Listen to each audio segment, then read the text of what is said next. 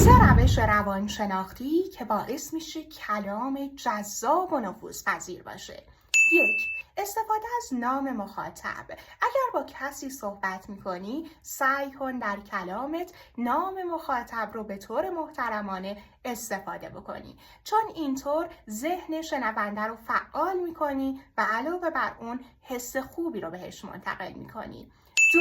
استفاده از جملات و کلمات کلیدی. متناسب با موضوعی که در موردش صحبت میکنی، جملات یا کلمات کلیدی رو در نظر بگیر و دائم تکرار کن تا در ذهن مخاطبت ماندگار بشه. و 3.